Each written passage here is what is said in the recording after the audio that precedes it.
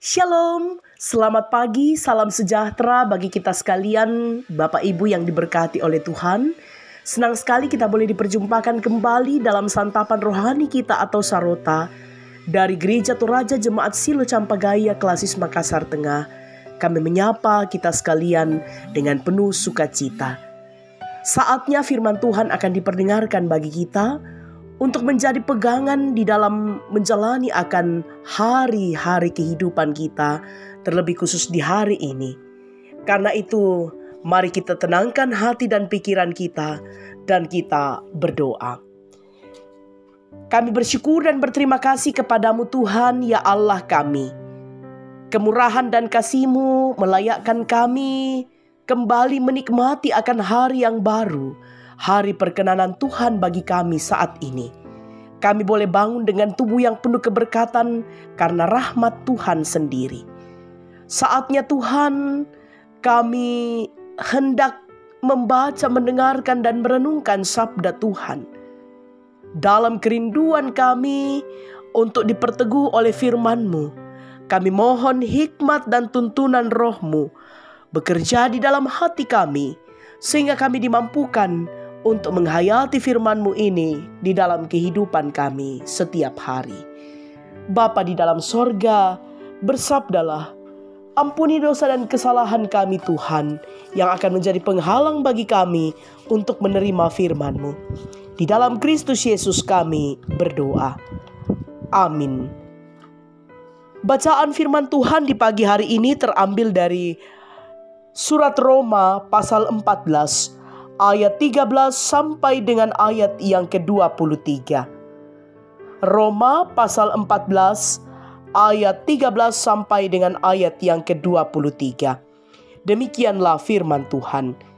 Jangan memberi batu sandungan. Karena itu, janganlah kita saling menghakimi lagi, tetapi lebih baik kamu menganut pandangan ini. Jangan kita membuat saudara kita jatuh atau tersandung.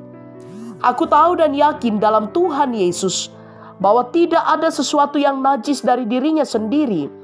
Hanya bagi orang yang beranggapan bahwa sesuatu adalah najis, bagi orang itulah sesuatu itu najis. Sebab jika engkau menyakiti hati saudaramu oleh karena sesuatu yang engkau makan, maka engkau tidak hidup lagi menurut tuntutan kasih. Janganlah engkau membiasakan saudaramu oleh karena makananmu, karena Kristus telah mati untuk dia. Apa yang baik yang kamu miliki, janganlah kamu biarkan difitnah. Sebab kerajaan Allah bukan soal makanan dan minuman, tetapi soal kebenaran, damai sejahtera dan sukacita oleh Roh Kudus. Karena barang siapa melayani Kristus dengan cara ini, ia berkenan pada Allah dan dihormati oleh manusia. Sebab itu, marilah kita mengejar apa yang mendatangkan damai sejahtera dan yang berguna untuk saling membangun. Janganlah engkau merusakkan pekerjaan Allah oleh karena makanan. Segala sesuatu adalah suci, tetapi celakalah orang jika oleh makanan yang orang lain tersandung. Baiklah engkau jangan makan daging atau minum anggur atau sesuatu yang menjadi batu sandungan untuk saudaramu. Berpeganglah pada keyakinan yang engkau miliki itu bagi dirimu sendiri di hadapan Allah. Berbahagialah dia yang tidak menghukum dirinya sendiri dalam apa yang dianggapnya baik untuk dilakukan. Tetapi barang siapa yang bimbang, kalau ia makan, ia telah dihukum karena ia telah melakukannya berdasarkan iman. Dan segala sesuatu yang tidak berdasarkan iman adalah dosa. Sedemikian jauh pembacaan firman Tuhan yang dikatakan berbahagia adalah kita yang senantiasa terus merindukan akan firman Allah dengan kesetiaan membaca, menghayatinya, dan merenungkannya dalam hidup kita. Amin. Bacaan kita dari Surat Roma pasal 14 ayat 13 sampai 23 diberikan sebuah tema batu sandungan. Batu sandungan. Saudara-saudara, saat kita tersandung oleh batu, kadang kita merasa kesal dan bahkan ada orang yang sedang menjerit kesakitan sambil memaki batu yang menyandungnya. Istilah batu sandungan seringkali merujuk pada orang yang membuat orang lain terjatuh akibat tindakan atau perkataannya. Rasul Paulus juga memberikan pengajaran tentang perihal menjadi batu sandungan. Ia mengingatkan umat Tuhan di Roma agar tetap saling mengasihi dan saling melengkapi, bukan justru saling menghakimi. Rasul Paulus mengingatkan agar mereka tidak membuat sekat-sekat antara yang kuat dan yang lemah. Apalagi hanya karena persoalan makanan, lalu terjadi pertentangan dan saling menghakimi. Baginya sangat penting menghormati pandangan orang lain dan tidak memaksakan pandangan dan keinginan untuk diikuti orang lain. Perihal najis atau tidak najis bukan berasal dari makanan, tetapi menjadi najis bagi orang yang menganggapnya sebagai makanan najis. Itu kita bisa baca di dalam ayat 14 bacaan kita. Saudara, kebebasan beriman yang harus dipraktikkan dalam kasih kepada sesama harus berdasarkan prinsip saling menghargai dan membangun. Dalam 1 Korintus pasal 8 ayat 9 dikatakan, "Tetapi jagalah supaya kebebasanmu ini jangan menjadi batu sandungan bagi mereka yang lemah." Kadang-kadang dalam kehidupan berjemaat, seringkali kita sibuk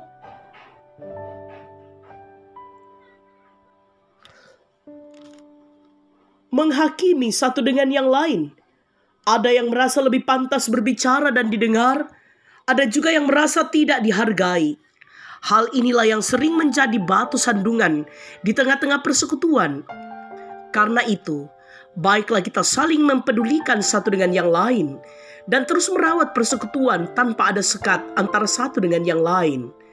Kita adalah satu persekutuan di dalam Kristus. Dipermuliakanlah Tuhan. Haleluya. Amin. Mari kita berdoa. Tuhan, mampukan kami untuk terus menjaga dan merawat persekutuan di dalam tubuh Kristus satu dengan yang lain. Tuhan, betapa indahnya ketika kami hidup rukun, tanpa ada perbedaan, tanpa ada sekat, sehingga kesanalah Engkau memerintahkan berkat yang berlimpah untuk kami nikmati dalam hidup ini.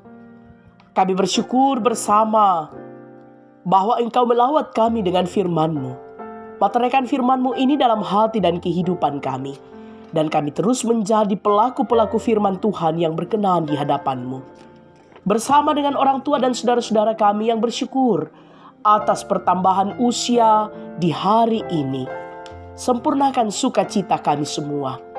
Dan sekiranya juga kami yang bersyukur atas setiap berkat Tuhan yang Engkau nyatakan bagi kami dalam berbagai bentuk apapun, mampukan kami untuk selalu bersyukur kepadamu. Bersama dengan orang tua dan saudara-saudara kami yang saat ini ya Allah mendambakan akan lawatan pemulihan, yang dirawat di rumah-rumah perawatan, yang sementara berobat jalan, yang dalam proses pemulihan. Tuhan, nyatakanlah kuasa-Mu sehingga orang tua dan saudara-saudara kami menikmati pemulihan dari Tuhan sendiri. Bapa di dalam sorga, segenap orang tua kami yang berusia lanjut, Tuhan perteguh iman harapan mereka dan percaya mereka kepadamu. Dan mampukan kami sebagai anggota keluarga untuk terus menyatakan kepekaan dan kepedulian bagi orang tua kami.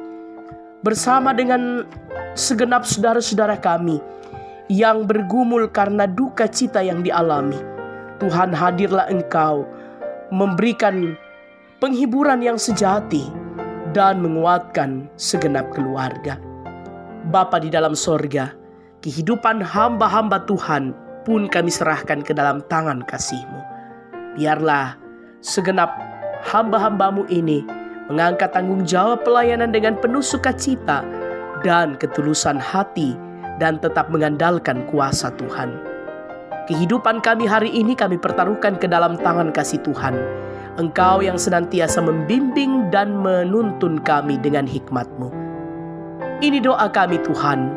Ini permohonan dan ungkapan syukur kami yang kami bawa di dalam nama Kristus Yesus yang adalah Tuhan dan Muhalis kami yang hidup. Amin. Bapak, Ibu, Saudara-saudara yang kekasih di dalam Tuhan, demikianlah persekutuan kita di pagi hari ini. Selamat menjalani hari ini bersama dengan Tuhan. Tuhan memberkati kita sekalian. Salam sehat.